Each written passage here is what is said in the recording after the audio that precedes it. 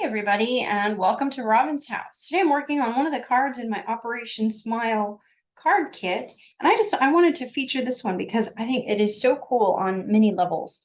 So first of all, I used one of my border stamp thin cuts to create this one, and it's so easy. You just do one right behind the other, and that way you can take it apart, and then it's got a shadow. And how pretty, oh, well, you can't even see it. How pretty is that? And then when you're going to attach it, it's a lot of thickness there. And so what I would do is just take and tear it. And the more you can do this, the more gradual that tear will be. So when you glue it down, it'll just be like there's nothing even there. So that's super fun. But now it's time to do the stamping because this one's a little different. So I've got to get my foam thing and some scratch paper so I can stamp on this. And the first thing is we need to get this image onto here. So that part's easy, actually. You just pick it up and decide where you want it to be.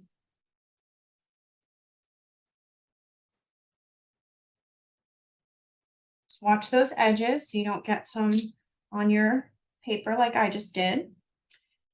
And then kind of just holding this where you want it to be, we got to get something over here just to bring that image a little farther. And you can decide how you want that to be, but I kind of decided that I would just go like this, move this out of the way, clamp that down, and then now I can proceed to color my section. And then wherever I put this, you can move it anywhere in the end, and at least you've got something to continue on, and you can decide how that will be. But one of the best things that I liked about this was, so I'm putting this down with my message, but you can't really see the flower. And there's a section of the message where you don't need to have all of that.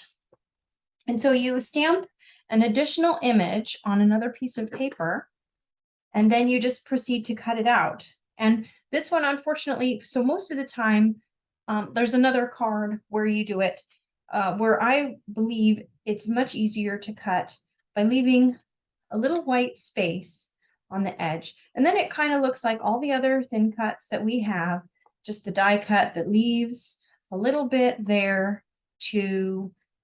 it rounds out what you're cutting and doesn't require you to get the details, and it's faster and easier.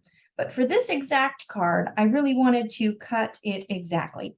And so that takes a little bit more work. But if you're watching TV or you're doing something else, it's just a nice mindless thing you can do while you are doing that. But like my mom, she enjoys cutting things out. She doesn't always get the thin cuts. She just takes them over to the TV side and will cut simpler things out while she's listening but not watching the TV. But it isn't that painful, and especially if you're just doing it on one. And I always try to get it as far on the black side as I can. And that obviously doesn't always work, and sometimes you get a little bit of white in there. But I just think that having as much of that black showing, it's more important to me to have the black showing than to not have white showing. So I just forgive myself if a little bit of white goes through, because it doesn't really notice. But I feel like when the black isn't there, that's pretty noticeable, because then there's no line that stops that image. So I'm keeping on cutting, and I'm gonna try to think of more things to talk about. Because it doesn't really take that long to do it, but I just think it's so impactful when you cut out an image and paste it right on top, especially with foam squares, above the image that you just did.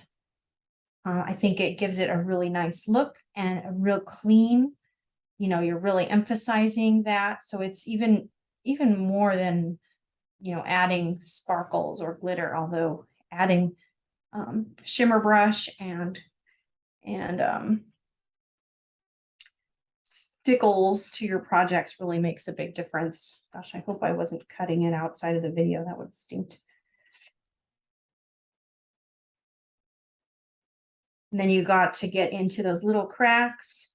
And I hope you're noticing, my right hand isn't moving that much. I'm driving all this cutting by turning it with my left hand. And what that does is it keeps my right hand from getting tired. All it has to do is gently squeeze as the left hand is driving, and it makes a big difference. Okay, so I'm already done, and now we've colored it exactly the same as we've colored those. And you're just going to add some foam squares, and look at how nice it looks when you get one element brought forward again. It looks so nice and so clean. So I hope that helps. Thank you so much for watching. Happy crafting.